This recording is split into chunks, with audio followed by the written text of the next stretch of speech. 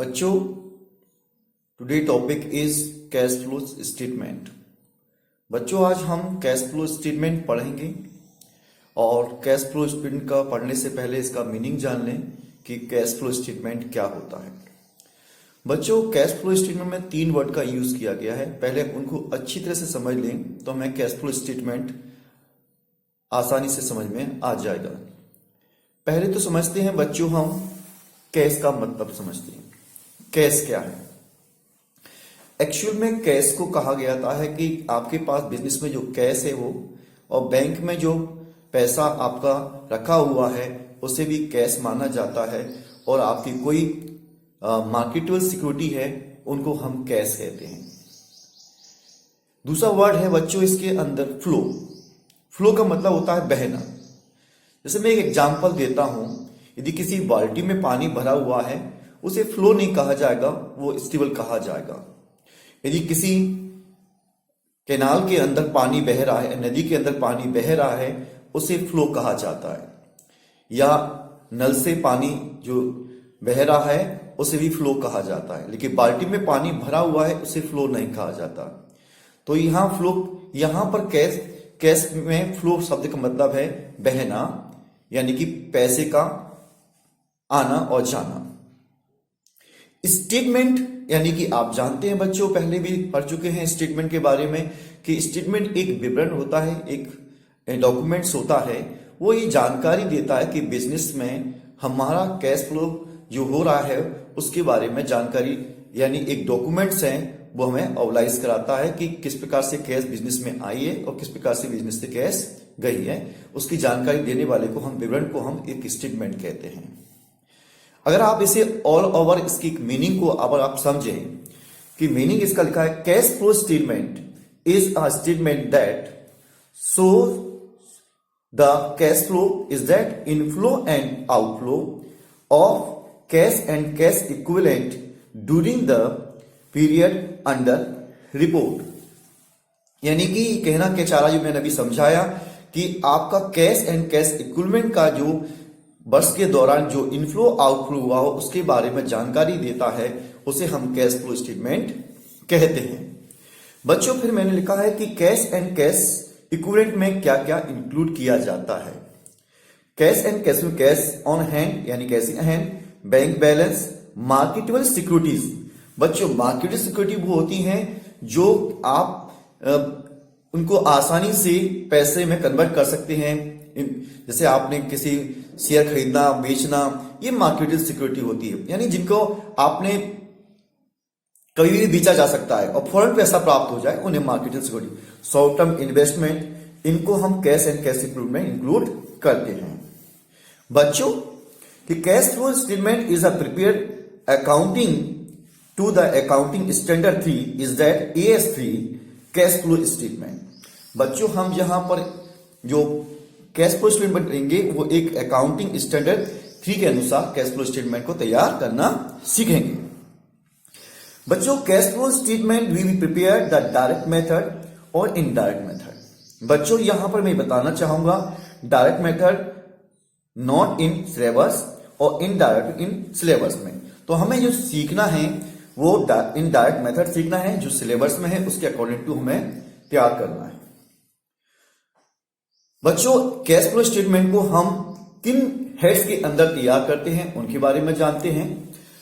Showing cash flow under 3 heads: cash flow from operating activities, cash flow from investing activities और cash flow from financing activities.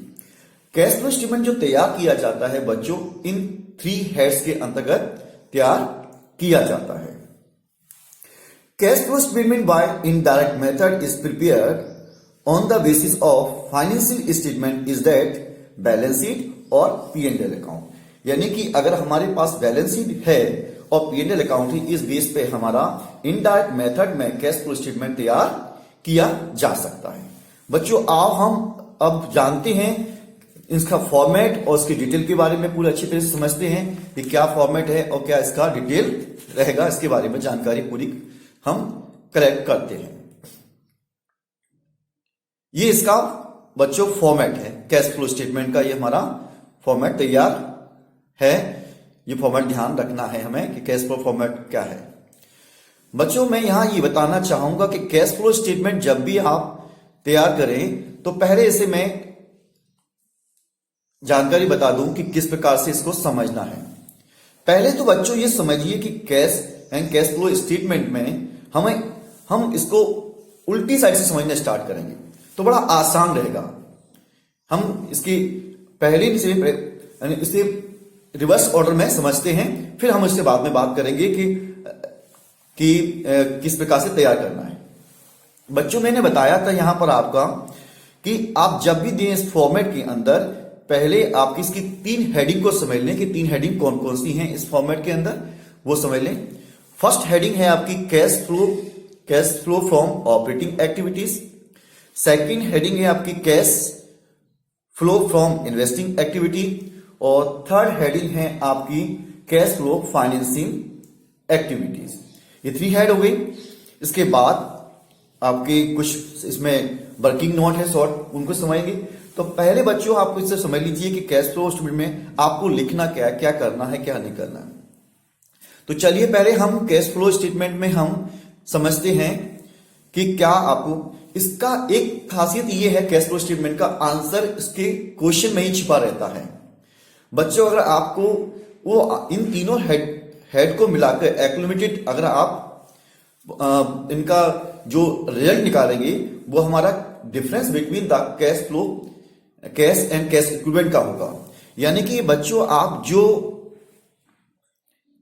जो आप यहां पर closing balance of cash and cash equivalent लिखते हैं उसमें से opening balance of cash and cash minus कर दे तो जो आंसर होगा आपका इंक्रीज एंड डिक्रीज वो इन तीनों हेड का एक्यूमुलेटेड आंसर होगा। अगर ये मैच खा जाए तो समझिए कि आपका क्वेश्चन करेक्ट हुआ है। ठीक है, अब आप हम स्टार्टिंग से समझते हैं। अब डिटेल में समझते हैं हम पहले ऑपरेटिंग एक्टिविटी के बारे में जानकारी ग्रहण करते हैं कि ऑपरेटिंग एक्टिविटी क्या होगी हमारी। बच्चों cash flow from operating activity में पहले net profit before tax and extraordinary item as per working note 1। आप इसे कौन सा देंगे, आप इसके वर्किंग नोट 1 देंगे कि आपने जो भी यहां निकालेंगे वो वर्किंग नोट के द्वारा आंसर निकल के आएगा आपका।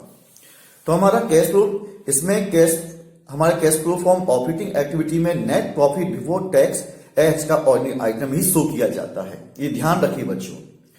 जो जैसे हम एक एज पर वर्किंग नोट 1 से सीखेंगे एड एडजस्टमेंट 4 यानी नॉन कैश आइटम।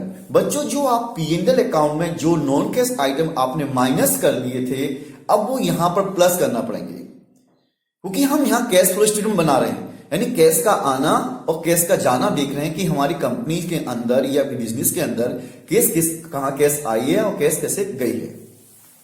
तो पहले है add adjustment depreciation, goodwill written off, underwriting commission, discount on issue of debenture, loss on sale of fix assets और profit on sale of fix asset ये minus होगा। तो ये पहले जो आइटम लिखा है वो आपके प्लस हो जाएंगे, प्रॉफिट जो भी होगा नॉन कैश प्रॉफिट जो होगा आपका वो यहां माइनस हो जाएगा। तो आपका operating profit before working capital change आपका आंसर आ जाएगा। ये अभी हम किसके हेडिंग में सीख रहे हैं, हम अभी cash flow from operating activities के अंतर्गत ही हम ये बातचीत सीख रहे हैं। बच्चों इसके बाद हमारे पास करंट एसेट्स और करंट लायबिलिटी यानी जो भी करंट एसेट और करंट लायबिलिटीज में इंक्रीज एंड डिक्रीज यानी जो भी डिफरेंस होगा वो यहां पर लिखा जाएगा। अगर आपकी इंक्रीज इन करंट एसेट्स है तो आपकी माइनस में जाएंगी, डिक्रीज इन करंट एसेट्स है तो वो प्लस में लिखी जाएंगी, इंक्रीज इन करंट लायबिलिटीज है तो प्लस में जाएंगी और डिक्रीज इन करंट लायबिलिटीज है तो वो माइनस में जाएंगी। यानी इन सबको माइनस करने के बाद आपका कैश जनरेटेड फ्रॉम ऑपरेशंस आपका निकल के आंसर आ जाएगा। उसमें से लेस इनकम टैक्स माइनस कर दीजिए तो आपका कैश फ्लो फ्रॉम या और यूज ऑपरेटिंग एक्टिविटीज आंसर आ जाएगा। यानी कि फर्स्ट हेडिंग हमारी समझ में आ गई।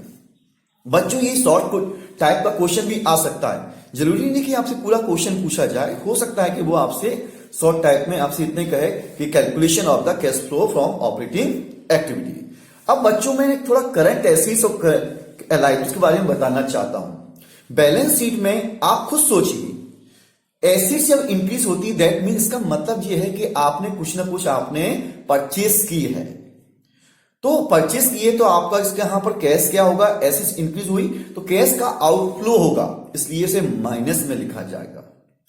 समझ में आ रही है आपकी बात। और एसेट्स डिक्रीज हो रही है, इसका मतलब आपने कोई ना कोई एसेट्स बेची है, यानी कि उसका पैसा आ रहा है तो वो इनफ्लो होगा।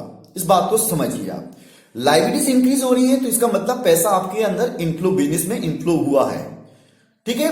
और लायबिलिटी डिक्रीज हुई है, यानी आप पेमेंट कर रहे हैं तो वो आउटफ्लो हो रहा है, तो इस बात को समझ लीजिए। तो आशा करता हूं कि आपको cash flow from operating activities अच्छी तरह से समझ में आ गई। हाँ, सभी समझ में आ गया। फर्स्ट हेडिंग हो गई, ये हमारा शॉर्ट टाइप का क्वेश्चन में आ सकता है। अब आगे हम बढ़ते हैं बच्चों, हम समझते हैं cash flow from investing activity. बच्चों, इन्वेस्टिंग एक्टिविटी जो होती है वो फिक्स एसेट से रिलेटेड होती है। तो बैलेंस शीट में जितनी भी फिक्स एसेट दी हो उनमें अगर अमाउंट डिफरेंस आता है हमारा अमाउंट, वो यहां लिखा जाएगा। अगर आपने परचेस ऑफ फिक्स एसेट्स की है तो आपका क्या हुआ बच्चों, आउटफ्लो होगा, तो माइनस में अमाउंट लिखा जाएगा। परचेस ऑफ इन्वेस्टमेंट किया है तो वो भी आपका आउटफ्लो हो रहा है तो माइनस में लिख जाएगा। रेंट रिसीव हो रहा है आपको, अब रेंट रिसीव यहां बच्चों कौन सा, जैसे आपने कोई बिल्डिंग ले ली थी और उसको बिल्डिंग करके आपने इन्वेस्टमेंट करके उसे किराए पे उठा दिया और उस पर जो रेंट मिल रहा है वो यहां से रिलेटेड कहलाएगा बच्चों रेंट। तो वो रेंट रिसीव जब हुआ है तो वो वहां पर प्लस में लिखा जाएगा। सेल ऑफ फिक्स एसेट की है तो प्लस में आएगी, इनफ्लो हो रहा है। सेल ऑफ इन्वेस्टमेंट है तो कैश का इनफ्लो हो रहा है तो प्लस में आएगा। डिविडेंड रिसीव है, अब यहां बच्चों यहां डिविडेंड रिसीव कौन सा वाला डिविडेंड, आपने कहीं इन्वेस्टमेंट कर रखा है किसी अदर कंपनी के शेयर में या कहीं भी पैसा लिखा है, वहां से आपको जो डिविडेंड रिसीव हो रहा है वो हमारा इन्वेस्टिंग एक्टिविटी में ही शो किया जाएगा। तो यहां अगर तो हमारी ये इन्वेस्टिंग एक्टिविटी हो गई हमारी। सपोज दैट आपके, ठीक है, फिर हमारे परचेस ऑफ आपकी intangible asset like the goodwill, ठीक है ना, अगर आपने परचेस की गुडविल की है तो वो यहां पर माइनस में लिखी जाएगी। वैसे बच्चों ध्यान रखना, मैंने पहले बताया था कि गुडविल रिटर्न ऑफ यानी डिक्रीज हो रही है, आप यहां भी ले सकते हैं।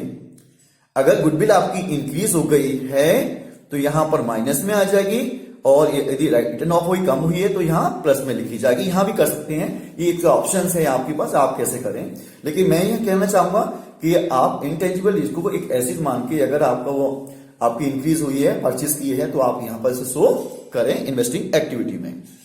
आशा करता हूं कि आपको सेकंड हेडिंग भी समझ में आ गई। फिर हम चलते हैं थर्ड हेडिंग में।